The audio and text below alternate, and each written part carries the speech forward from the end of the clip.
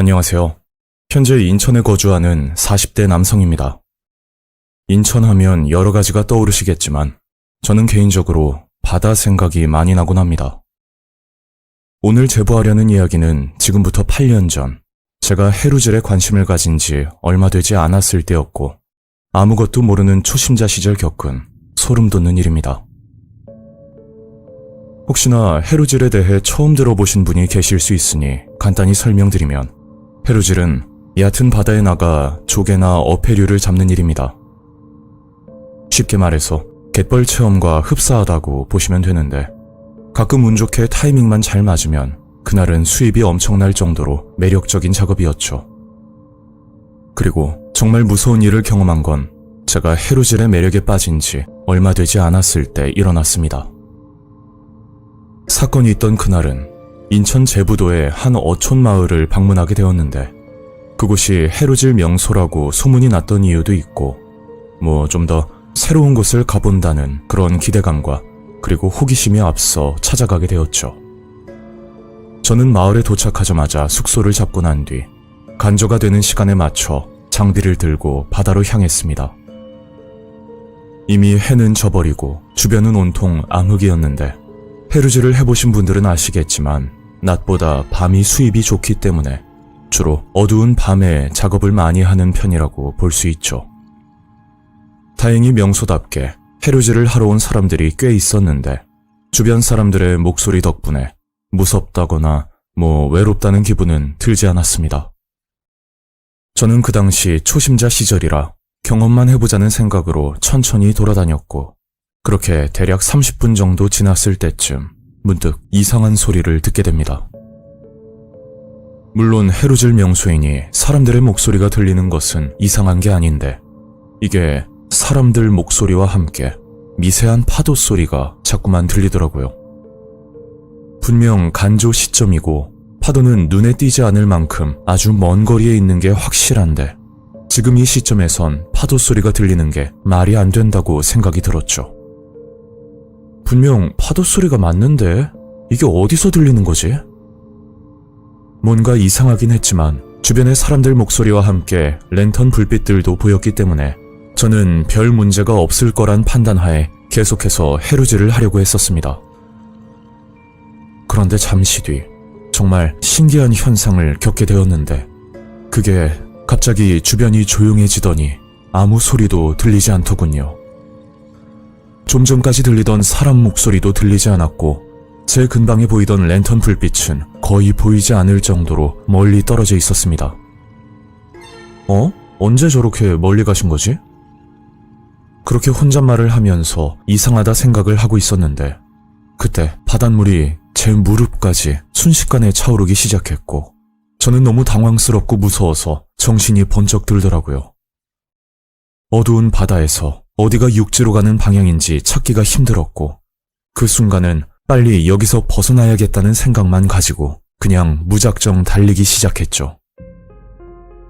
하지만 방향 감각도 상실한 상태인데다가 긴장까지 하다 보니 육지 방향이 아닌 다른 곳으로 이동을 하게 됐고 그 사이 바닷물은 제 가슴 밑까지 올라왔던 위험한 상황이었습니다. 지금 생각해도 아찔하지만 그 당시 들었던 생각은 이대로 죽는구나. 내가 왜 여기까지 왔을까? 이런 후회들을 하면서 눈물만 흐르더군요. 정말 삶을 포기할 정도로 무서웠고 아무 생각도 들지 않고 바다 한가운데 가만히 있을 수밖에 없었는데 그때 메아리처럼 울리는 사람 목소리를 듣게 됩니다. 분명 저의 뒤편에서 나던 소리였고 살고 싶으면 뛰라는 그런 사람 목소리가 미세하게 들렸죠. 저는 본능적으로 소리가 나는 방향으로 급히 헤엄을 치기 시작했고 이게 육지로 나가는 길인지 아니면 바다로 들어가는지는 모르겠지만 무작정 소리가 들리는 쪽으로 향하고 있었습니다. 그리고 잠시 뒤 주변에 서서히 랜턴 불빛이 보이고 사람들이 빠져나가는 모습이 보이더라고요.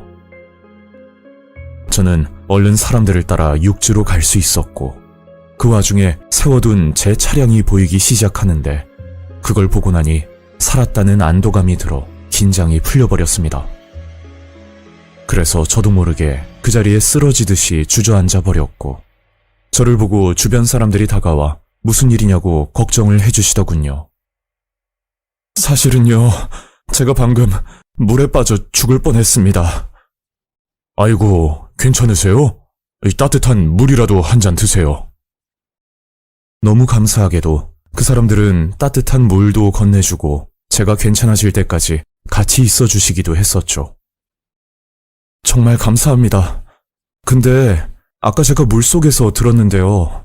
살고 싶으면 뛰라는 말을 들었거든요. 혹시 여기 계신 분이 말씀해 주신 건가요? 그러자 그 사람들은 아무 말도 하지 않았다고 대답을 했고, 그때는 뭔가 환청이 들렸나 보다 그런 생각을 했었습니다. 그렇게 겨우 정신이 돌아오고 나서 차 문을 열고 시동을 켜고 나니 그제야 몸살이 걸릴 듯 오한이 들기 시작하더라고요. 저는 얼른 숙소로 향하려고 후진을 하면서 주변을 살피는데 도로 옆으로 아주 작아서 스치듯이 지나가면 모를 만한 작은 비석이 있는 것을 발견했죠. 그래서 창문을 열고 살펴봤더니 그 비석은 위령비였는데 한문이 빼곡히 적혀 있었고 무슨 뜻인지는 알 수가 없었습니다. 그렇게 무사히 숙소에 도착할 수 있었고, 다음날 날이 밝자마자 집으로 가기 위해 짐을 챙기고 있던 중 우연히 숙소 주인과 마주치게 되었죠. 어제 수입은 좀 있으셨습니까? 저는 사실 그대로 죽을 뻔했던 일과 그리고 정신없이 오느라 장비들도 모조리 두고 왔다는 이야기를 건넸습니다. 아이고, 도대체 어디로 가셨길래 정말 큰일 날 뻔하셨네요. 무사하셔서 천만다행입니다. 저는 숙소 주인과 이야기를 하던 중 어제 봤던 작은 비석들이 생각나 그게 무슨 뜻으로 만들어진 위령비냐고 물어봤죠.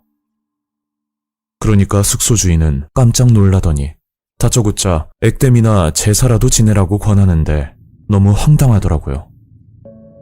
참고로 저는 믿고 있는 종교도 없거니와 요즘은 유사 종교로 사기를 치는 그런 세상이다 보니 갑자기 제사를 권유하는 숙소 주인이 이상하게 보이는 겁니다. 아니, 갑자기 그게 무슨 말입니까? 그러자 숙소 주인은 한참 망설이다 결국 말을 하는데 그 내용은 너무나 충격적이었죠. 그 위령비의 존재 이유는 예전에 해루질을 하며 사고로 사망을 한 사람들 또는 바다일을 하며 사고를 당한 사람들의 넋을 달래기 위해 설치된 것이라고 하더군요. 그리고 제가 어제 해루질을 하러 들어간 곳은 이곳에 사는 사람들도 100이면 100 발도 들이지 않는 장소라면서 도대체 왜 거길 혼자 갔냐고 말을 하는 겁니다. 그래서 저는 혼자 가지 않았다고, 주변 사람들이 분명히 있었다고 이야기를 했더니 숙소 주인은 황당한 듯 저를 보며 말을 하더라고요. 손님, 많고 많은 장소 중에 하필이면, 에휴, 거긴 잦은 사고 때문에 철조망으로 가는 길도 막아둔 곳이라 사람은커녕 차량도 못 들어가게 하는 곳이에요. 그 말을 듣고 곰곰이 생각을 해봤는데 숙소 주인 말대로 어제 그곳은 입구가 펜스로 막혀 있었고 초행길이던 전 펜스 앞에 주차를 하고 그 펜스를 넘어서 이동을 했던 게 생각이 났죠. 저는 갑자기 어제 일이 떠오르면서 온몸에 소름이 돋았는데 어디서부터 어디까지가 홀림을 당했던 것인지 모를 정도로 혼란스러웠고, 제가 육지에 올라와 바닥에 주저앉았을 때 따뜻한 물과 그리고 정신을 차릴 때까지 곁에 있어준 사람들은 진짜 살아있는 사람이 맞는 건지도 알 수가 없습니다. 아니면 또 다른 사고가 일어나지 않게 보이지 않는 존재가 도움을 주려고 했던 것인지, 바다 한가운데서 제게 뛰라고 말했던 그 목소리는 도대체 누구의 목소리였을까요? 저는 집으로 돌아와 이 일을 평소 가까이 지내던 친구에게 털어놓고 말을 했더니 친구는 깜짝 놀라면서 눈물까지 흘리는 겁니다. 평소 이 친구가 우는 걸 본 적이 없었는데 제 얘기를 듣고 눈물까지 흘리니 친구에게 무슨 일이 있었던 건 아닌지 걱정이 되더군요. 왜 그래? 무슨 일 있었던 거야? 아니, 내가 일주일 전쯤 정말 이상한 꿈을 하나 꿨거든? 네가 깊은 바다에 자꾸 들어가려고 하는 거야. 그래서 내가 울며불며 잡아 끌었는데 얼마나 힘이 센지 혼자서 도저히 말릴 수가 없더라고. 이대로 안 되겠다 싶어서 살려달라고 소리를 꽥 지르니까 주변 사람들이 나와서 도와주더라. 그 꿈이 진짜 생생해서 나는 혹시 네가 잘못될까봐 엄청 불안하더라고. 근데 무사히 나왔다니까 정말 다행이다.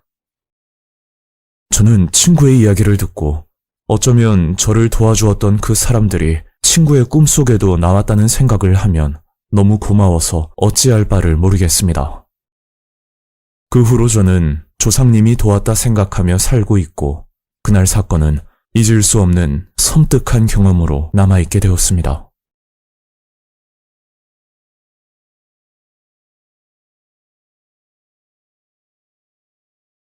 안녕하세요. 저는 서울에 거주하는 30대 후반의 남성입니다. 이 이야기는 헤어진 여자친구와 교제를 하고 있을 당시 겪었던 실제 사건이고, 만약 본인에게 이런 일들이 일어난다면 정말 조심하셔야 될 것 같습니다. 지금부터 7년 전, 제가 30대 초반에 있었던 일입니다. 그 당시 만나던 여자친구가 있었는데, 저와 나이 차이가 꽤 많이 나던 친구였죠. 일단 그 친구 이름을 영미라고 부르겠습니다. 사건의 시작은 영미와 만난 지 1주년 기념일 때 여행을 가게 되면서 시작되었죠.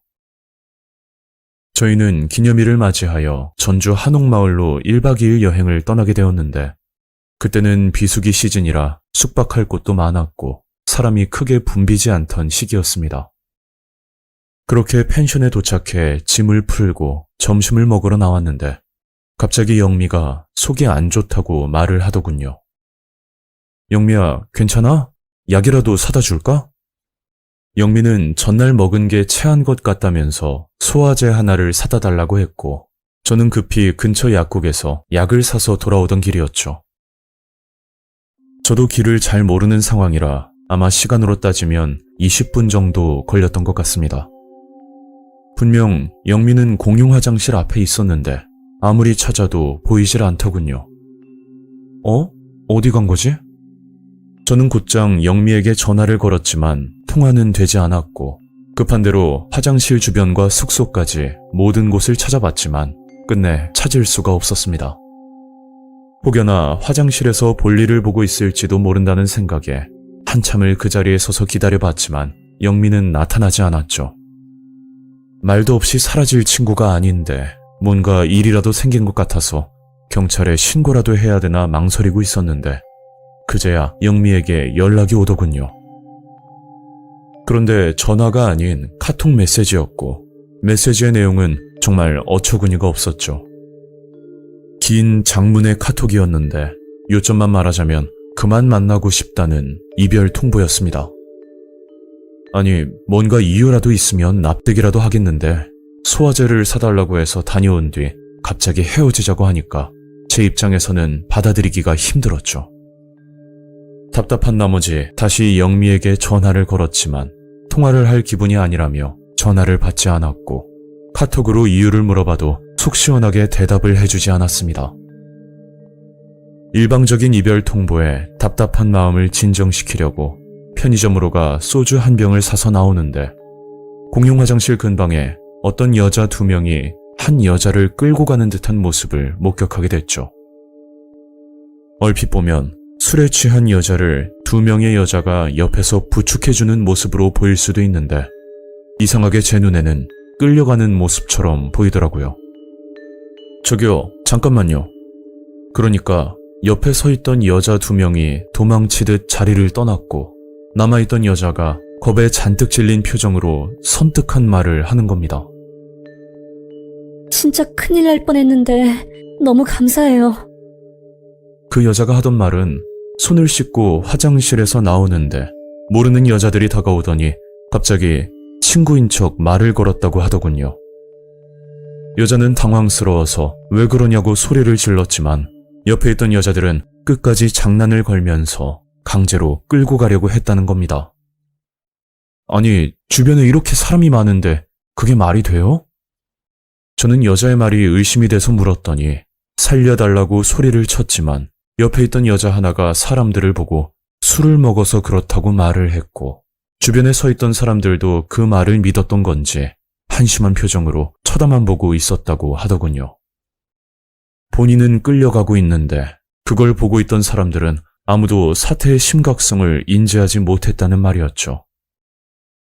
그 말을 듣고 문득 영미의 모습이 떠올랐는데 혹시 영미도 같은 방법으로 끌려간 건 아닐까 하는 무서운 생각이 들었습니다. 저는 불안한 마음에 그 길로 곧장 지구대로 가서 자초지종을 이야기했지만 경찰은 별일 아니라는 듯 말을 하더군요. 이봐요. 아가씨가 미성년자도 아니고 다 큰 성인인데. 그리고 카톡으로 연락이 오는 거 보면 별일 아닐 거예요. 내일까지 한번 기다려보세요. 그렇게 지구대를 나오면서 곰곰이 생각을 해봤는데 경찰 말대로 영미에게 무슨 일이 생겼다면 카톡 답장도 하지 못할 거라 생각이 들면서 괜한 걱정을 했나 싶더라고요. 저는 모든 걸 체념하고 숙소로 향했고 숙소 방문을 열자마자 깜짝 놀랄 수밖에 없었습니다. 방 안에는 영미가 울면서 앉아 있었는데 무슨 일이 있었던 건지 온몸에 긁힌 자국들이 보이더군요. 영미야, 어떻게 된 거야? 무슨 일 있었어? 영미는 한참 동안 울다가 힘들게 말을 꺼냈고 그건 믿기 힘들 정도로 충격적인 일이었습니다. 사건은 제가 약을 사러 가고 영미가 혼자 남았을 때 일어났죠. 영미는 공용 화장실 근방에 서서 저를 기다리고 있었는데 한복을 입은 여자 2명이 다가와 갑자기 영미 머리채를 잡고 욕을 하더랍니다. 주변 사람들은 무슨 일인가 싶어서 웅성거리며 쳐다보고 있고 한복을 입은 여자가 사람들을 보고 아무렇지 않은 척 말을 했다더군요. 여러분들, 구경만 하지 말고 내 말 좀 들어봐요. 인연이 글쎄 내 돈을 먹고 튀었다가 여기서 만났네요. 아닌 척해도 소용없고 할 말 있으면 경찰서에 가서 말해. 구경을 하던 사람들은 그 말을 듣고 영미를 나쁜 년 보듯이 쳐다봤고 영미는 영문도 모른 채 어디론가 끌려갔다고 합니다. 그곳은 지하에 위치한 노래방과 흡사한 건물 구조였는데 몇 개의 방 중에 하나를 열어주면서 들어가라고 했고 방 안에는 영미와 비슷한 또래의 여자들이 2명 정도 더 있었다고 하더군요. 그리고 휴대폰과 지갑, 각종 소지품을 가져가더니 문을 닫아버렸고 꼼짝없이 그곳에 갇히게 되었다고 했죠. 그렇게 얼마간 시간이 지났을 때 밖에서 어떤 아저씨가 문을 열고 들어오더니 이해할 수 없는 무서운 말을 하더랍니다. 야, 오늘은 실적이 좋네. 야, 니들 먹고 싶은 거 있냐? 먼 길 가기 전에 마지막 밥은 좋은 걸로 먹어야지. 영미는 살려달라고 울고 빌며 사정했지만 아무 소용이 없었고 잠시 후 짜장면 3그릇을 주더니 문을 닫고 나가버렸다고 하더라고요. 영미는 모든 걸 포기하고 의자에 앉아 있었는데 그때 밖에서 싸우는 소리가 들렸다고 합니다. 문이 닫혀 있어 또렷하게 들리진 않았지만 아까 방으로 들어왔던 아저씨 목소리였고 확실하진 않지만 통화를 하는 것 같았다고 하더군요. 그 와중에 들은 몇 가지 내용은 단가가 안 맞아서 거래하기 힘들다. 요즘 사람 구하기 어렵다. 이런 말들을 들었다고 했죠. 그리고 잠깐 조용해지더니 아저씨가 문을 열고 짜증 섞인 목소리로 말을 했답니다. 야, 니들 그냥 가라. 그리고 내가 니들 집 주소 다 알고 있으니까 만약 경찰에 신고하면 어떻게 되는지 알지? 그 말과 함께 영미는 그곳에서 나와 숙소로 올 수 있었다는 말이었죠. 그제야 모든 일들이 이해가 되면서 저와 카톡을 주고받았던 게 영미가 아니라는 것도 알게 되었습니다. 영미야, 우리 경찰에 신고하자. 이대로 넘어가면 안 될 것 같아. 그러니까 영미는 가족들 걱정에 그냥 넘어가겠다고 말을 했고 저희는 이 문제로 한참을 이야기하다 결국 영미는 화를 내면서 그냥 집으로 가버렸죠. 그리고 이번에는 진짜 이별 통보를 받게 되었고 그 이유는 제가 일방적으로 신고를 하자는 말에 기분이 나빴다는 게 원인이었습니다. 물론 영미의 입장도 이해가 가지만 겁을 먹고 그냥 넘어가게 되면 그런 섬뜩한 일이 다시 또 일어나는 건 불보듯 뻔한 일이니까요. 저희 추측으로는 혼자 있는 여성들만 노리는 범죄 같은데 여성들을 데려다가 어디론가 팔려는 계획이었던 것 같고 도중에 계획이 틀어져 무산이 되었던 걸로 보입니다. 사람이 드물고 외진 곳은 당연히 위험하겠지만 의외로 사람이 붐비는 관광지에서는 본인 일이 아니면 나서길 꺼려하는 사람들이 많기 때문에 이런 일들이 빈번하게 일어날 수 있겠다 싶더군요. 믿기 힘들지만 전주 한옥마을에서 있었던 사건이고 아직까지 그놈들이 그곳에 있는지는 잘 모르겠습니다. 저는 그 일을 겪고 나서부터 주변에 일어나는 사소한 일도 예사로 보지 않게 되었고 어떻게 보면 참 피곤한 일이지만 항상 신경을 곤두세우며 살게 되었죠. 그리고 남성분들도 혼자 계실 때 누군가 다가와 이유 없이 시비를 걸거나 아니면 도움을 요청할 경우에 항상 조심하시길 당부하는 바입니다.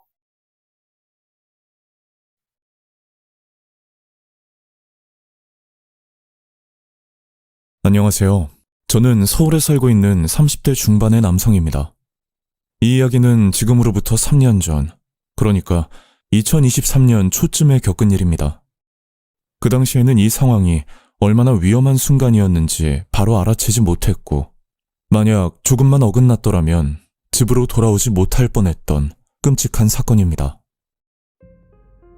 사건이 있었던 시기는 코로나 이후로 해외여행이 완전히 다시 열리기 시작하던 때였고, 제 주변 친구들도 해외여행을 다녀왔다는 이야기가 자주 들리던 시기였습니다.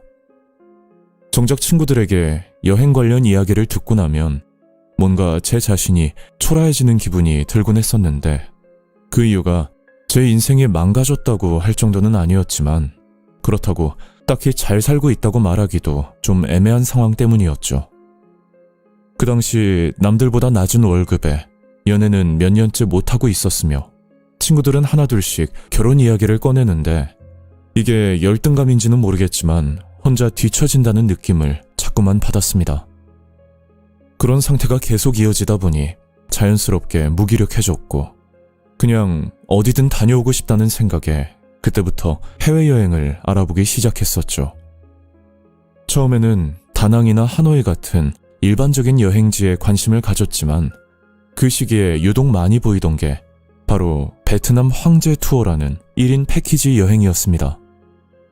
그래서 며칠 동안 인터넷 후기글도 찾아보고 유튜브 영상도 찾아보면서 나름 알아보고 있었는데 생각보다 부정적인 이야기는 거의 보이지 않았고 거의 대부분은 한 번쯤은 다녀올 만하다는 의견이 꽤 많이 보였습니다.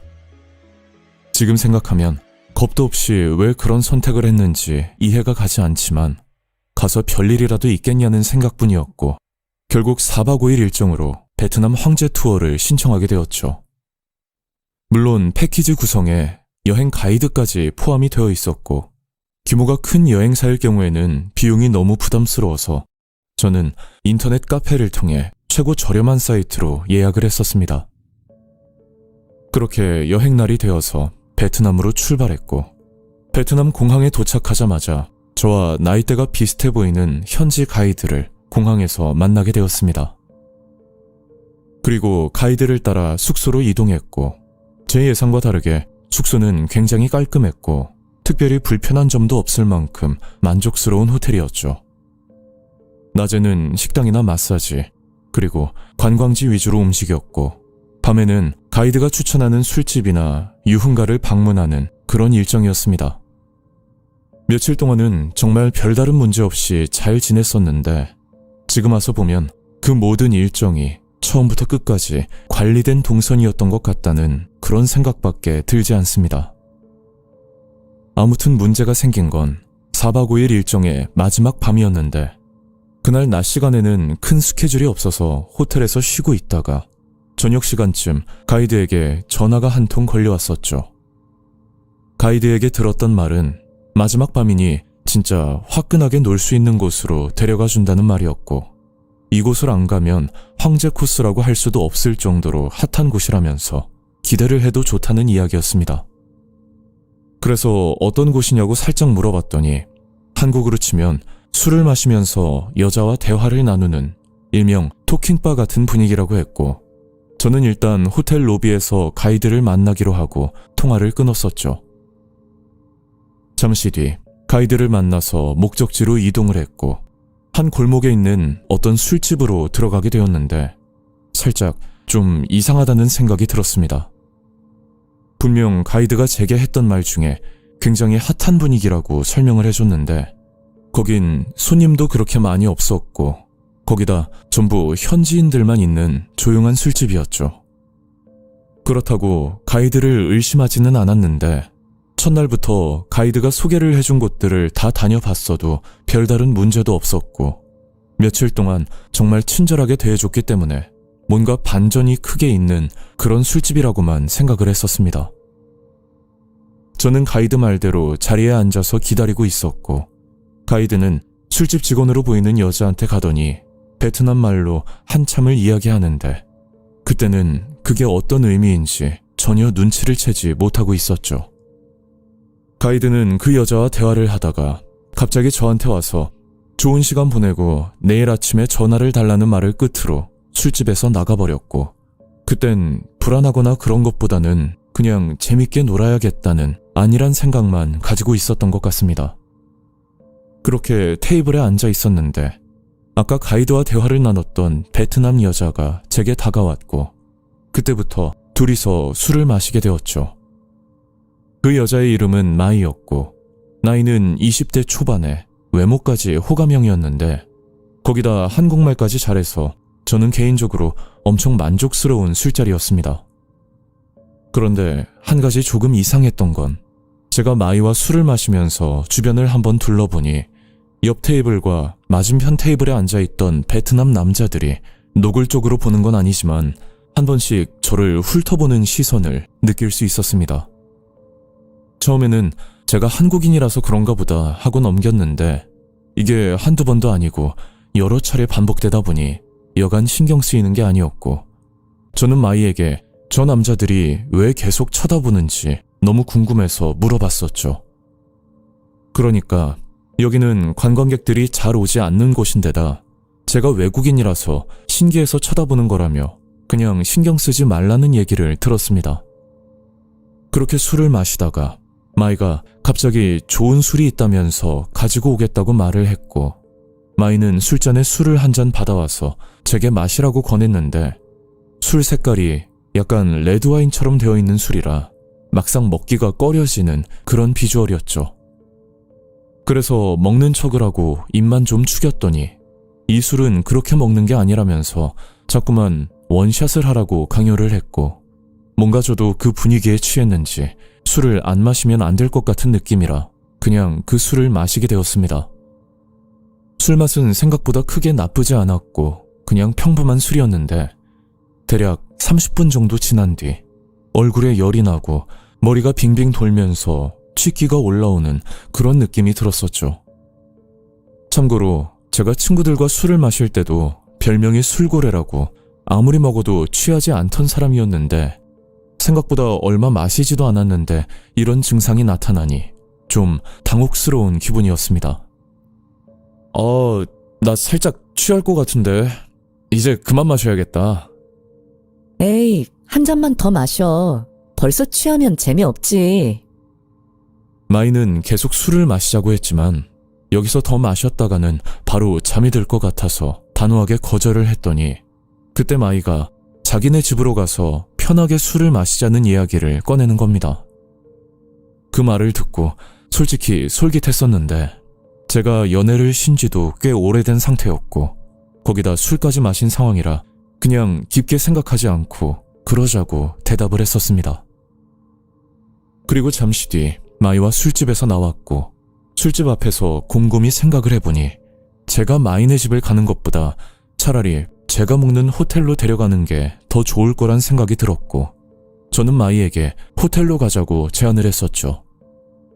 그런데 마이는 본인 집으로 가는 게 더 재밌을 거라면서 지금 여자친구 2명이 더 기다리고 있다고 얼른 가자고 말을 했고, 저는 한참 고민 끝에 마이의 집으로 가기로 결정을 내렸습니다.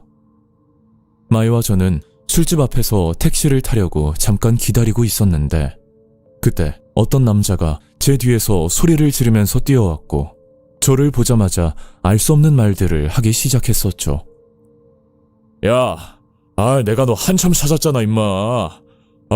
찾는다고 진짜 죽을 뻔했네. 내가 혼자 돌아다니지 말랬지. 야, 빨리 가자. 그 남자가 그런 이상한 말을 하는 동안 마이는 어디로 갔는지 사라져버렸고, 저는 도대체 누구냐고 물어봤었습니다. 제가 여기 근처에서 장사를 좀 하거든요. 그리고 저도 한국인이에요. 그리고 제가 몰랐던 사실에 대해 이야기를 하는데 좀 무섭긴 했지만 한편으론 너무 지나치다는 느낌도 받았습니다. 그 남자는 베트남에 거주하면서 작은 가게를 운영하고 있었는데 꼭 이 동네에서만 한국인을 상대로 사건 사고가 자주 일어났다고 합니다. 주로 술을 마시다가 행방이 묘연해진 사람들도 있었고, 또 여권과 현금을 모두 털리고 나서 겨우 빠져나온 케이스도 있었다는 그런 말이었죠. 그래요? 근데 제가 위험한 상황인지 뭐 아닌지는 어떻게 알고 그렇게 단정지어서 말을 하시는 거예요? 사실 그 좀 전에 제 베트남 친구한테서 연락을 한 통 받았거든요. 그 술집에서 한국인으로 보이는 사람이 있는데 지금 작업당한다고 해서 제가 급히 뛰어온 거예요. 알고 보니 아까 제가 술을 마시던 술집에서 저를 훑어보는 남자 중 한 명이 바로 이분 친구분이었고, 제가 마이와 술을 마시고 나가는 걸 보고 분명 무슨 일이 생기겠다 싶어서 같은 한국인에게 연락을 취했다는 그런 이야기였습니다. 그 말을 듣고 그분에게 몇 번이나 감사하다는 이야기를 하고 나서 호텔로 돌아왔는데, 그날 밤 잠도 제대로 자지 못할 만큼 너무 무서웠습니다. 그리고 다음날 아침 가이드에게 연락이 왔었는데 어제 재밌게 보냈냐면서 아무렇지 않게 근황을 물어봤고, 저는 너무 어이가 없어서 딱히 긴 말하지 않고 전화를 끊어버렸죠. 현지인 가이드가 아무 의미 없이 거기에 저를 데리고 가지는 않았을 거란 생각이었고, 저는 운이 좋게 빠져나왔지만 만약 자칫 잘못 걸렸다면 집으로 돌아갈 수도 없을 상황까지 생겼을 겁니다. 그렇게 무사히 한국으로 돌아왔고, 집으로 오자마자 제가 예약을 했던 여행 사이트로 들어가 봤더니 소름 끼치게도 없는 페이지라고 나와 있었죠. 요즘도 베트남 황제 투어를 검색하면 수많은 후기들이 나오고 심지어 퇴폐적인 패키지도 많이 나오는데, 혼자 여행을 하는 건 정말 위험하고 어떤 일이 생길지도 모르기 때문에 시청자분들은 가능하면 2 이상으로 여행을 가셨으면 좋겠습니다.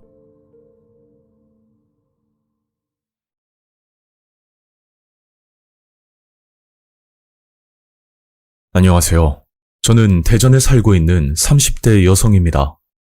이 일은 제가 살면서 겪은 일 중에 가장 소름이 돋았던 경험인데, 현실을 부정하고 싶을 정도로 너무 무서운 일이었죠. 지금부터 5년 전쯤 제가 20대 후반일 때 겪었던 일입니다. 이야기에 앞서 참고로 저는 20살이 되자마자 운전면허를 취득했었는데, 기간이 꽤 지났지만 그동안 여러 가지 사정과 갖가지 핑계를 대며 운전을 하지 않았습니다. 솔직히 말하자면 운전 감각이 그렇게 좋지 않았던 탓도 있고, 제 성격이 조심성이 부족한 편이라 그런지 몰라도 괜히 차를 끌고 나가서 사고라도 나면 어쩌나 하는 걱정이 가장 크게 적용했죠. 그러다 뒤늦게 운전을 할 수밖에 없는 계기가 생겼는데, 그게 오래전 알고 지내던 친구가 여러 가지 주방용품을 판매하는 쇼핑몰을 오픈할 예정이었고, 저보고 같이 동업을 해보지 않겠냐는 제안을 하더군요. 계약 조건부터 수익을 분배하는 방식까지 모든 게 좋은 조건이었는데, 한 가지 걸렸던 건 직접 운전을 해서 거래처를 다녀와야 한다는 점이었습니다.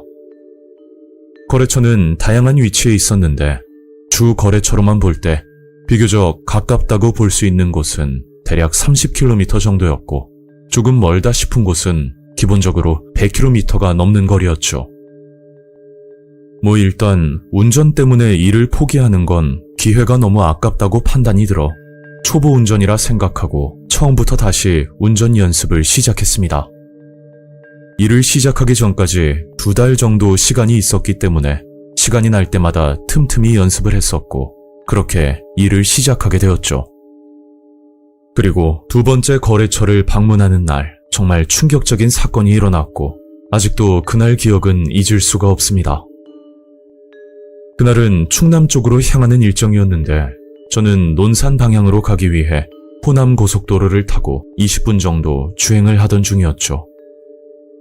그때 자동차 계기판에 느낌표 알림이 생기더니 갑자기 타이어 경고등이 들어왔고 얼른 차를 세우기 위해 주변을 살펴보고 있었습니다.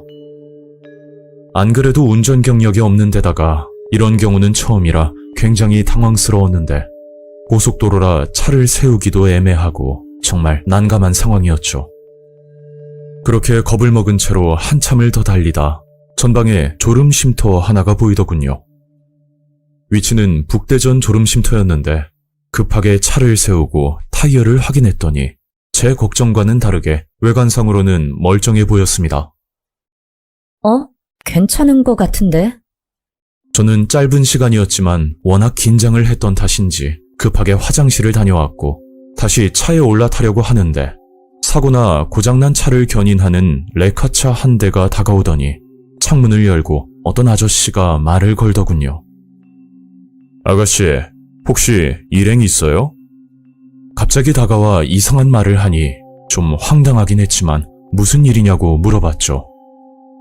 그러니까 아저씨가 하는 말은 졸음 쉼터로 들어오면서 제 차를 봤는데 차 뒤에서 검은색 연기가 난다고 말을 하는 겁니다. 제가 차 좀 봐드릴게요. 아저씨는 차에서 내려 이것저것을 살펴보더니 한숨을 쉬면서 심각하게 말을 하더군요. 어쩌죠? 이대로 주행하면 얼마 못 가 퍼질 것 같은데 여기서 발견해서 다행이지 만약 고속도로 중간에서 고장나면 진짜 위험해요. 제가 카센터까지 견인해 드릴 테니까 얼른 차에 타세요. 시간 없어요. 안 그래도 차에 대해서 잘 모르는데 그런 말을 들으니 너무 겁이 나서 아저씨에게 도움을 받기로 했죠. 물론 보험회사를 부르면 되지만 사람이 당황을 하다 보니 뭔가 홀린 것처럼 판단력이 흐려지면서 아무 생각이 들지 않더군요.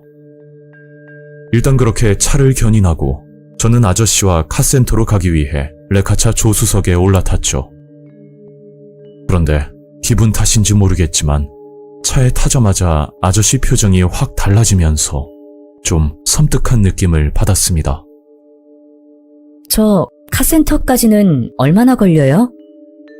제 질문에 아저씨는 아무 말도 하지 않고 한 손에는 휴대폰을 들고 어디론가 문자를 보내고 있더군요.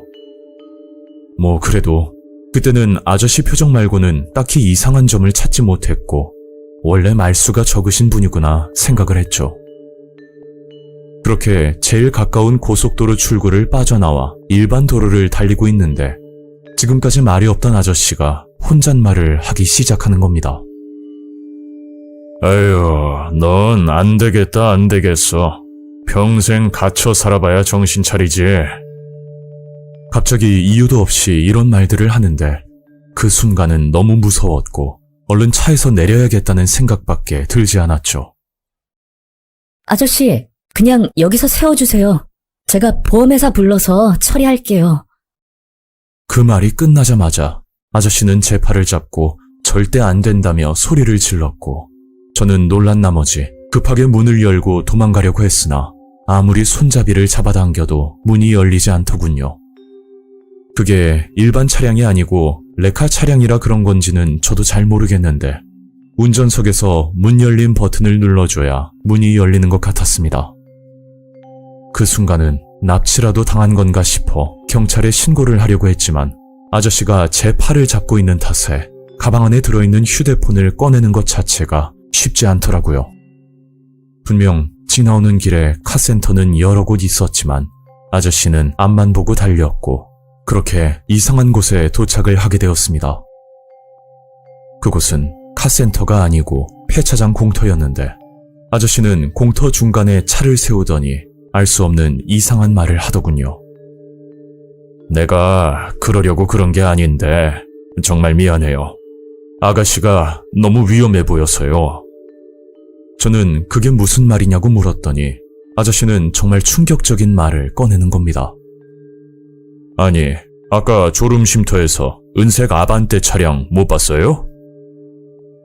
그 말은 좀 전 졸음쉼터에서 있었던 일인데 저는 기억이 안 나지만 제 차 뒤에 어떤 은색 차량 한 대가 서 있었다고 하더군요.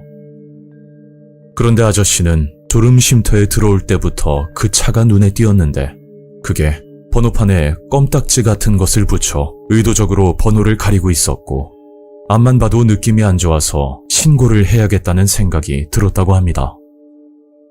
그래서 휴대폰을 꺼내 번호판을 촬영하고 신고를 하려고 하는데 그때 은색 아반떼 차량에서 남자 하나가 내리더니 조용히 제 차로 와 뒷문을 열고 자연스럽게 타더랍니다. 그걸 보고 수상하게 생각한 아저씨가 급히 다가와 일행이 있냐고 물었던 거고 제 대답을 듣고 나서 일부러 차가 고장난 것처럼 말을 했던 거죠.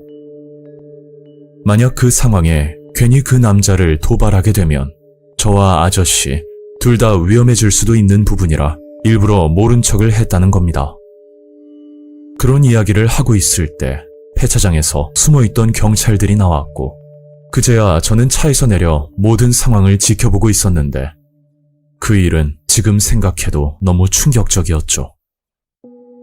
글쎄 자동차 뒷자리에 남자 하나가 숨어 있었는데 경찰이 다가가니 흉기를 들고 차에서 내리더군요.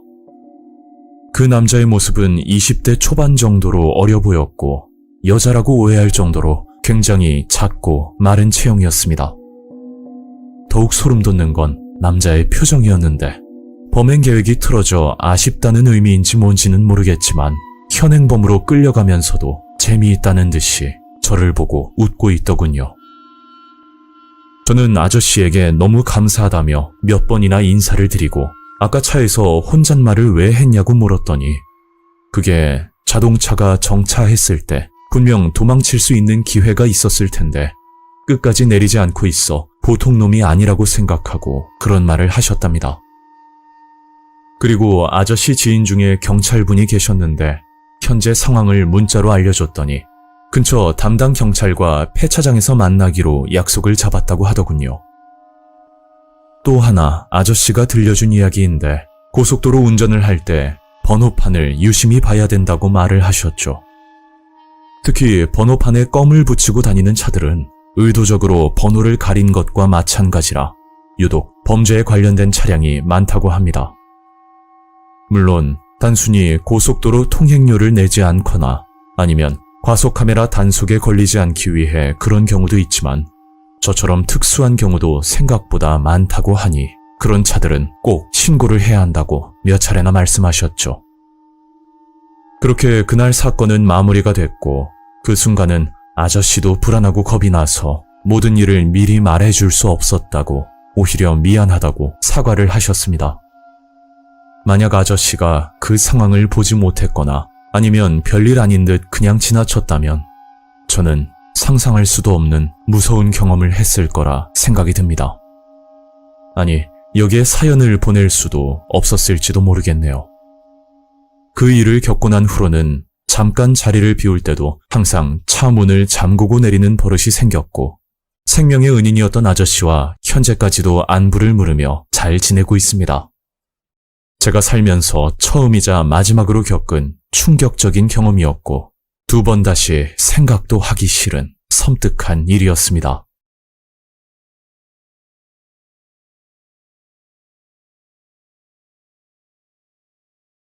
안녕하세요. 현재 대구에 거주하고 있는 20대 후반의 여성입니다. 제가 경험한 일은 남자친구와 차박을 하다 겪은 일인데 그 당시 너무 소름 끼쳤던 사건이라 이렇게 제보를 하게 되었습니다. 때는 지금부터 2년 전. 지금은 헤어졌지만 그 당시 4살 연상의 남자친구와 교제를 하고 있었습니다. 남자친구의 취미는 캠핑과 차박 같은 야외 활동이었고 그 덕에 틈날 때마다 남자친구를 따라다니곤 했죠. 그러다 두 번 다시 잊지 못할 무서운 경험을 하고 말았습니다. 사건이 있던 그날, 저는 남자친구와 함께 경남 합천댐 근처에서 차박을 하기로 약속이 되어 있었죠. 대구에서 그리 먼 거리는 아니었고 대략 1시간이 조금 넘어 목적지에 도착을 했었습니다. 어? 여기서 차박을 한다고? 왜? 맘에 안 들어? 그래도 여기가 차박으론 나름 유명한 곳이야. 가족끼리도 많이 오는 곳이래. 아, 그래? 주변이 너무 휑해서 그냥 물어본 거야. 이곳을 표현하자면 말 그대로 아무것도 없는 노지였는데 주변에 강이 있어서 뷰 하나는 끝내줬지만 저희가 방문했을 때는 주차장을 전세 낸 것처럼 아무도 없던 상황이었습니다. 그 와중에 다행인 건 5분 거리에 화장실이 있었다는 점이었고 아무튼 모처럼만의 여행이니 좀 불편해도 그냥 즐기기로 생각했죠. 그렇게 남자친구와 라면도 끓여 먹고 커피도 한잔하면서 시간을 보내다 사건은 그날 밤에 일어났습니다. 시간은 밤 10시에서 11시 사이로 기억을 하고 있고 저희는 차 안에서 고스톱을 치고 놀고 있을 때였죠. 은정아, 나 화장실이 급해서 좀 다녀올게. 알겠어. 조심히 다녀와. 고스톱을 치고 있다가 남자친구가 화장실이 급하다며 다녀온다고 하길래 저는 차 안에서 남자친구를 기다리고 있었습니다. 그런데 남자친구가 화장실로 간 지 30분이 다 되도록 돌아오지 않았고 하필 휴대폰도 두고 갔던 터라 연락할 방법도 없었죠. 설마 무슨 일이 생긴 건 아니겠지?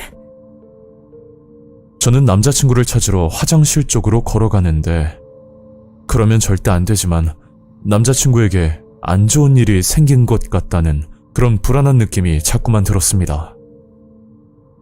그렇게 공용 화장실 앞에 도착을 했고 밖에서 남자친구 이름을 여러 번 불렀는데 끝내 대답이 없더라고요. 화장실로 가려면 이 길밖에 없는데 서로 엇갈리는 건 말이 안 되는 거고 만약 남자친구가 화장실에 없다면 이건 무슨 일이 생긴 거라 볼 수도 있었습니다. 저는 너무 급한 나머지 남자 화장실로 들어가 확인을 했었는데 제 불길한 예상은 어느 정도 맞아떨어졌죠. 화장실에 남자친구는 없었고 이 밤중에 어디 갈 곳도 없는데 너무 극단적일 수도 있지만 괴한에게 습격을 당했을 수도 있을 거란 무서운 생각까지 들면서 저는 급히 112에 신고를 했었습니다. 그리고 잠시 뒤 경찰이 도착을 했고 저는 자초지종을 설명하고 있는데 그때 남자친구가 숨을 헐떡이면서 화장실 쪽이 아닌 전혀 다른 방향에서 나타나 저를 보고 뛰어오는 겁니다. 어떻게 된 거야? 왜 거기서 나와? 아, 미안. 누가 좀 도와달라고 해서. 근데 무슨 일이 있어? 아, 무슨 사고라도 났을까봐 내가 경찰에 신고한 거잖아. 그렇게 남자친구의 화장실 사건은 단순 해프닝 정도로 마무리됐고 저는 남자친구와 차로 돌아왔습니다.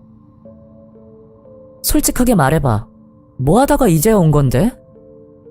그러자 남자친구는 한참 뜸을 들이더니 천천히 말을 하더라고요. 아니, 화장실에서 볼일을 보고 나오는데 어떤 중년 부부로 보이는 사람들이 자꾸만 도와달라고 사정을 하는 거야.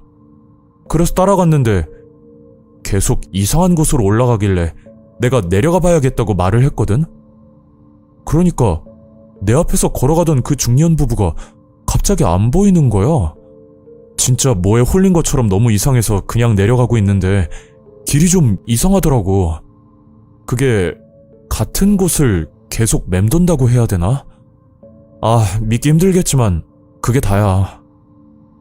남자친구는 본인도 왜 그런 현상을 겪었는지 이해를 할 수가 없다는 말만 반복했고 그날 밤은 알 수 없는 의문만 남긴 채 그렇게 지나갔었습니다.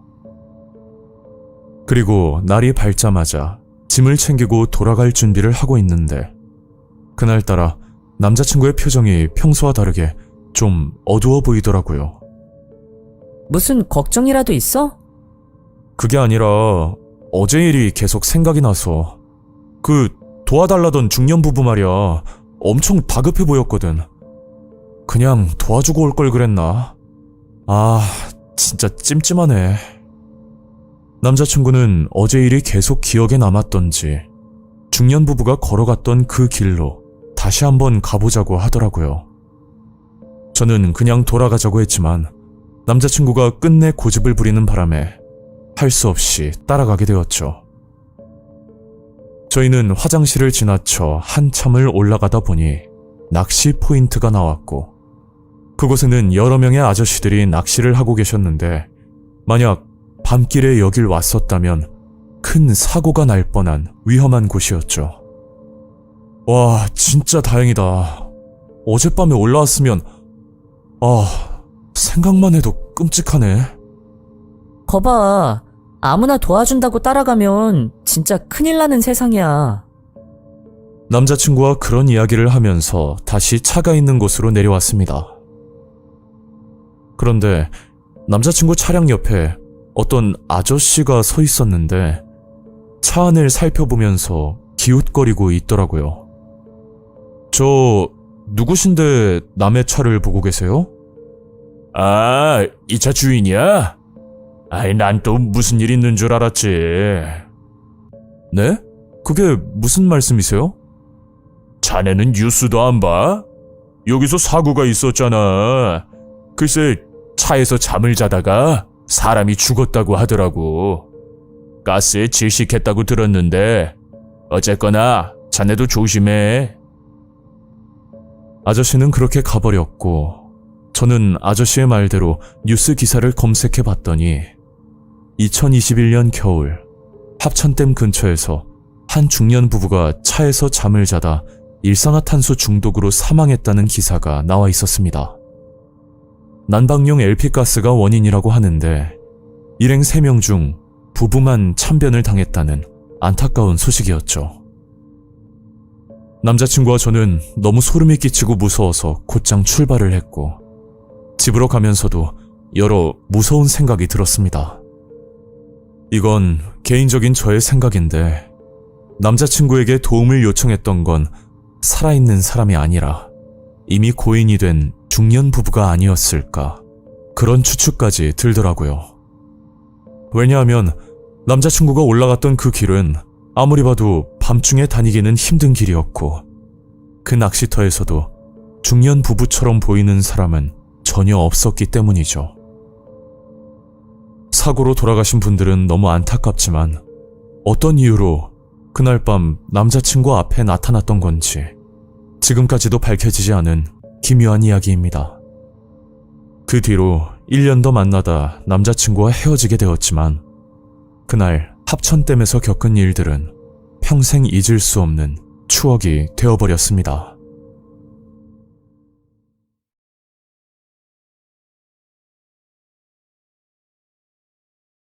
안녕하세요. 저는 서울에 거주하는 30대 남성입니다. 지금부터 5년 전쯤 제가 경험했던 무서운 일을 들려드리려고 하는데요. 너무 충격적인 장면을 봤던 터라 아직까지 기억에서 지우지 못하고 있습니다. 올여름 펜션이나 또는 민박을 이용하려는 분들은 잘 알아보고 가셨으면 하는 바람입니다. 2018년 8월, 굉장히 무더운 날이었던 것으로 기억합니다. 지금은 헤어졌지만 그 당시 1년간 만난 여자친구가 있었고 여름 휴가차 강원도로 여행을 가게 됐죠. 사실 일정이 없는 계획이었고 갑작스럽게 회사 휴가 날짜가 변경이 되어 급하게 떠난 여행이었습니다. 여행은 2박 3일 일정이었는데 시간 관계상 먼 거리는 힘들다 판단하고 비교적 서울에서 가까운 강원도로 가게 되었던 거죠. 8월 초면 말 그대로 성수기 중에서도 극성수기였는데 많고 많은 펜션이나 민박 중에 예약 없이 들어갈 수 있는 방이 있을 거란 아니란 생각을 가지고 있었습니다. 하지만 당일 예약을 받아주는 곳은 찾기가 힘들었고 정 안 되면 모텔이라도 들어갈 계획을 가지고 있었죠. 여자친구와 숙박시설을 둘러보다 마지막으로 한 곳만 더 가보자고 이야기를 나눴고, 검은색 글씨로 민박이라고 적힌 간판에 꽤 낡아 보이는 곳으로 들어가게 됐습니다. 하지만 역시 예약이 다 되어 방이 없다는 이야기를 듣고 민박집을 나오려고 하는데, 민박집 주인 아저씨가 저를 부르더군요. 이봐 총각, 여기 해변 근처는 방 구하기가 힘들 거야. 내가 아는 곳이 있는데 소개해 줄까? 주인 아저씨가 하는 말은 황토로 지어진 민박집인데 해변가는 아니지만 시골스러운 풍경에 조용하게 묵을 수 있는 곳이라고 말했죠. 그리고 생각 있으면 바래다 주겠다고 말을 하는 겁니다. 솔직히 저나 여자친구도 모텔에서 숙박하면서 휴가를 보내는 것보다 펜션이나 민박집에서 고기도 구워 먹고 여행다운 여행을 즐기러 온 거라 큰 고민 없이 알겠다고 대답을 드렸죠. 잠시 후 저희는 주인 아저씨 트럭을 타고 대략 20분가량 이동을 하게 됐고, 한적한 시골 풍경이 보이는 민박집에 도착을 하게 되었습니다. 민박집 외관은 황토로 지어진 기와집처럼 보였는데, 공용 주방에는 옛날 아궁이가 보였고, 화장실은 외부에 설치되어 있는 말 그대로 옛날 시골집 느낌이었죠. 여자친구 표정을 봤더니 썩 내키지 않아 하는 것 같았는데, 조금만 더 있으면 어두워지기도 하고, 그리고 주인 아저씨가 여기까지 데려다 주셨는데 이제 와서 돌아가자고 말하는 것도 예의가 아닌 것 같아 그냥 묵기로 결정을 내렸습니다. 저희는 황토 민박집으로 들어갔고, 성수기인데도 불구하고 하루 5만 원이라는 저렴한 가격인 게 너무 놀라웠죠. 여기 민박집 사장님은 60대 정도로 보이는 아저씨였는데 부담스러울 정도로 친절하게 대해주시더군요. 어느 정도였냐면 저희가 숙소에서 쉬고 있는데 갑자기 노크를 하더니 별일 없죠? 뭐 필요한 거 있으면 언제든 이야기해요. 이런 식으로 가끔 찾아와서 말을 건네는 겁니다. 뭐 그때까지는 정말 친절한 사장님이다 라고만 생각했죠. 민박집은 1번 방부터 6번 방까지 있었는데 1, 2, 3번 방은 나란히 붙어 있고 맞은편에 4, 5, 6번 방이 있는 구조였습니다. 저희는 2번 방으로 들어가게 되었고 잠시 후 방 안에서 이상한 걸 목격하게 되었죠. 여자친구가 물을 마시다 물병을 바닥에 떨어뜨려 장판 속으로 물이 스며들게 되었는데 그냥 두게 되면 곰팡이가 생길 수도 있는 부분이라 서둘러 닦으려고 장판을 들어 올렸습니다. 그때 장판 바닥에 수십 장의 부적이 붙어 있었는데 보자마자 할 말을 잃게 만드는 정도였죠. 평소 미신을 믿지 않는 편이었고 부적에 대해서 잘 모르지만 뭔가 느낌이 안 좋다는 생각은 떨칠 수가 없었습니다. 그리고 제 예상대로 그날 밤 정말 소름 끼치는 경험을 하게 되었죠. 여자친구와 바비큐 파티를 하고 나서 정리를 끝낸 시간이 밤 10시 정도였는데 오전 일찍부터 돌아다녔던 탓인지 너무 피곤하더라고요. 여자친구도 일찍 자고 싶다고 해서 저희들은 씻자마자 11시 정도에 잠이 든 것으로 기억합니다. 한참 자고 있는데 옆방에서 쿵쿵 거리는 이상한 소리가 들리는 겁니다. 표현을 하자면 주먹으로 벽을 두드리는 소리라고 생각하시면 될 거예요. 뭐야, 무슨 소리지? 여자친구는 피곤했는지 그냥 자고 있었고 저도 신경 쓰지 않고 다시 자려고 누웠죠. 그런데 또다시 쿵, 쿵 누가 벽을 치는 소리가 나더군요. 이번에는 앞전 소리보다 훨씬 컸고 여자친구도 깜짝 놀라면서 일어났었죠. 아까 말씀드렸듯이 1, 2, 3번 방이 나란히 붙어있는 구조라 저희가 2번 방에서 묵었기 때문에 이 소리가 1번 방에서 나는지 아니면 3번 방에서 나는지는 알 수가 없었습니다. 그렇게 여러 차례 시끄러운 소리가 들리다 갑자기 이상할 정도로 조용해지더군요. 만약 계속해서 소리가 났다면 민박집 사장님께 말씀드리려던 생각이었는데 그 후로 더 이상 소리는 들리지 않았습니다. 저희는 잠에서 깬 탓에 다시 자려고 누웠지만 쉽게 잠이 오지 않았고 한참을 뒤척거리다 겨우 잠이 들게 되었죠. 그리고 아침이 되어 문 밖에서 이상한 소리가 들리더군요. 저는 문을 열고 밖으로 나가봤더니 민박집 사장님은 바닥에 주저앉아 있고 3번 방 문이 열려 있는 겁니다. 사장님, 괜찮으세요? 무슨 일인데요? 그때 무심코 3번 방 안을 보게 되었는데 너무나 충격적인 모습을 보고 말았죠. 방 안에는 2명의 여성분이 목에 밧줄을 맨 상태로 극단적인 선택을 한 모습이 보였습니다. 너무 무섭고 손이 떨려서 제대로 쳐다보지도 못하고 얼른 112에 신고를 했었죠. 그렇게 사건 사고는 수습되었고 저는 민박집 사장님께 끔찍한 이야기를 듣게 되었습니다. 10년 전쯤 사장님이 민박집을 운영한 지 얼마 되지 않았을 때 손님 중 한 분이 극단적인 선택을 하셨다고 합니다. 그것도 3번 방에서 말이죠. 그 일 때문에 너무나 힘드셨다고 하는데 그게 끝이 아니었다고 하더군요. 그 사건이 있고 나서 민박집에 놀러오는 손님 중 극단적인 선택을 하려는 사건들이 몇 차례 있었답니다. 민박집 사장님이 알아본 바로는 민박집 위치가 조용한 변두리에 위치하고 있기도 하고 결정적인 원인은 SNS에서 이곳은 사후 세계로 갈 수 있는 장소라고 허위 소문이 돌고 있었다고 합니다. SNS를 보고 방문한 젊은 친구들이 자주 들린다고 했고 사장님은 혹시라도 일어날 수 있는 불상사를 막기 위해 수시로 방마다 확인을 하신다고 하셨죠. 그래서 지금까지 위험한 상황을 막을 수 있었는데 어제는 너무 피곤해서 새벽 시간 순찰을 돌지 못했고 눈을 뜨자마자 방마다 체크를 했더니 글쎄 3번 방에서 여성분 2분이 싸늘한 시신으로 발견되었다는 이야기였습니다. 사장님 말을 듣고 나서 확실하게 알 수 있었던 건 어제 옆방에서 쿵쿵 들리던 소리는 고인 2분이 극단적인 선택을 하면서 괴로움에 몸부림을 치다 주먹으로 벽을 두드리던 소리였던 거죠. 너무 무섭고 안타까우면서 왜 그런 짓을 하는지 이해할 수가 없었습니다. 물론 각자의 개인 사정이 있겠지만요. 저희는 2박을 지낼 생각으로 왔지만 그 일을 겪고 나서 곧장 짐을 챙겨 나오게 됐죠.